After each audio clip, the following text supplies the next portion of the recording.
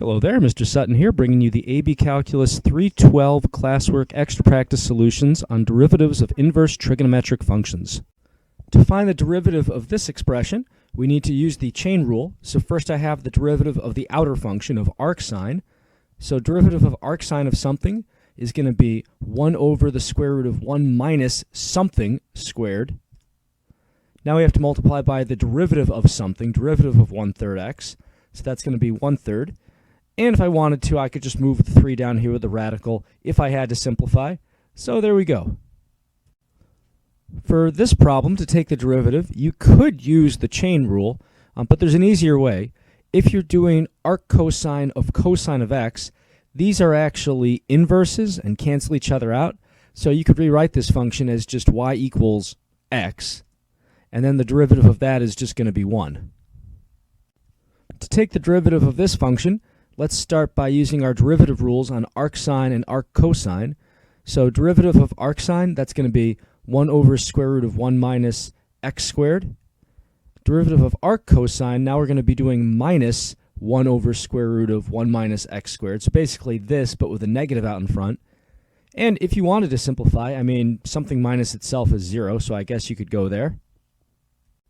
To find the derivative of this function, we're going to need to use a big chain rule. So the outermost function, we have the arc cosine of something. Derivative of that is going to be negative 1 over absolute value of something. In this case, the cube, the fifth root of negative x squared minus 2. So we have the absolute value of all this stuff times the square root of this stuff squared minus 1. So there's what all that looks like. We have absolute value of something, square root of something squared minus 1. Now we have to multiply by the derivative of this fifth root. So you could really think of this as negative x squared minus 2 to the 1/5 power. So using the power rule, we would have 1/5 times negative x squared minus 2 raised to the negative 4/5 if we do 1/5 minus 1 in the exponent. Next, we have to take the derivative of negative x squared minus 2 itself. That's going to be negative 2x. And we're finally done. For this problem, we need to take the derivative of x squared times arc cotan of x. So we're going to use the product rule on this, u prime v plus uv prime. And let me set up my box and ribbon to organize all that. So I've got a factor of x squared, and the other factor is arc cotan of x. Derivatives of these, we've got 2x, and this is going to be, arc cotan is going to be negative 1 over x squared plus 1, or 1 plus x squared, either way. Doing the ribbon to multiply all that out now, we've got 2x arc cotan of x for the first factor, and then minus, I guess you could write this as x squared over x squared plus 1, and we're done with this one. To take the derivative of this function, we're going to use the chain rule. The outermost function here is this 10th power, and that's also actually the innermost function, so that's kind of cute. So we've got something to the 10th as our outer function.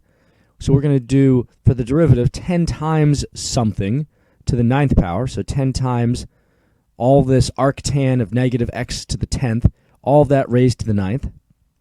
Next, we have to do derivative of arctan of something. That's going to be 1 over something squared plus 1. So 1 over negative x to the 10th squared plus 1. Finally, we have the derivative of negative x to the 10th. That's going to be negative 10x to the 9th. And that's done. For this problem, we're trying to take the derivative of arctan of e to the 2x. So we're going to do derivative of arctan of something. That's going to be 1 over something squared plus 1. So 1 over 1 plus e to the 2x squared. And then we need to take the derivative of the something, derivative of e to the 2x. So that's going to be e to the 2x times a tail of 2. And since I'm multiplying by that and there's just a 1 up here, I'm going to put all that directly in the numerator. Doesn't look like I can simplify this at all. I can raise this to the second power, though, and get e to the 4x if I multiply those exponents.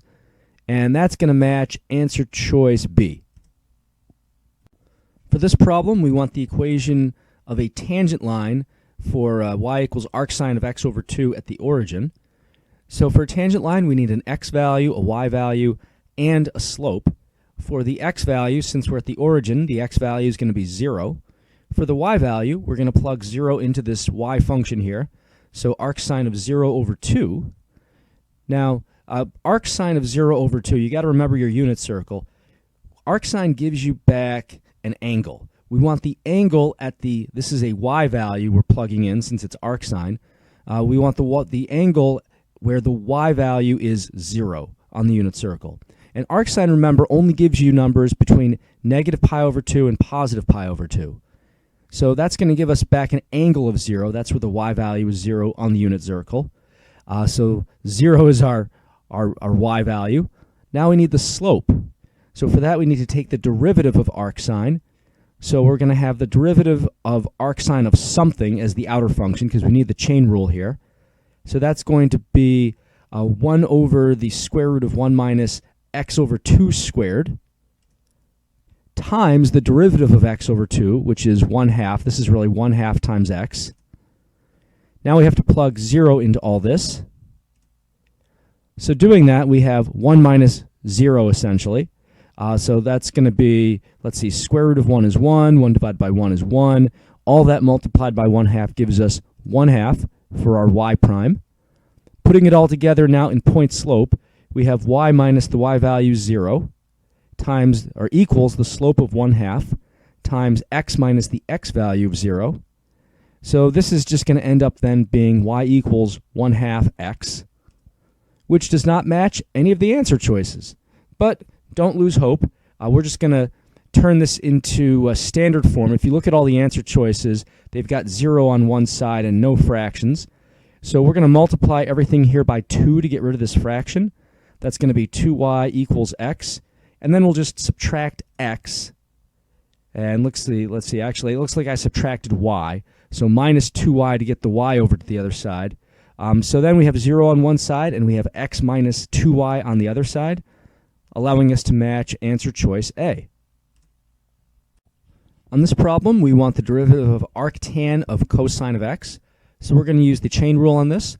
We've got arctan of something as the outer function. So the derivative of that is going to be 1 over 1 plus something squared. So in this case, 1 plus cosine squared, or cosine squared plus 1, either of those. Now we have to multiply by the something's derivative, the derivative of cosine, which is negative sine of x. And it looks like we ought to be able to simplify this with this 1 plus cosine squared, but we actually can't.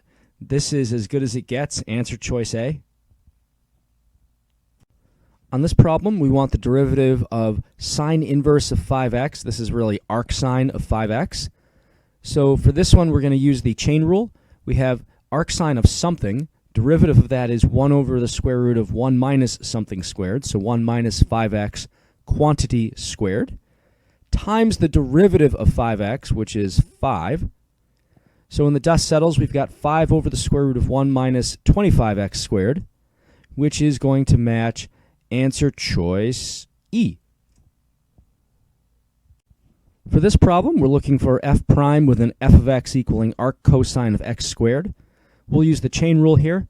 So derivative of arc cosine of something, that's going to be negative 1 over square root of 1 minus something squared. So 1 minus x squared squared. So careful, there's 2 squares in there. And the whole thing is negative because this is arc cosine, not arcsine. Now we have to multiply by the derivative of x squared, which is 2x. So when the dust settles, we have negative 2x over square root of 1 minus x to the 4th. And that is going to match, let's see, answer choice B. For this problem, we need the derivative of the equation arc cosine, or rather arcsine of x equals ln of y. So there's a few ways you could go on this problem. You could raise e to both sides and then take the derivative. But I noticed that some of the answer choices have y's in them. So maybe this is one of those imp-diff kind of problems. I'm going to differentiate implicitly and see what happens. So derivative of arcsine of x, that's 1 over the square root of 1 minus x squared. Derivative of ln of y, that's going to be 1 over y times dy over dx, because I'm doing this implicitly here. And now to get dy over dx by itself, I just have to multiply by y. So we've got y over the square root of 1 minus x squared. And that does match an answer choice. That's going to be choice A.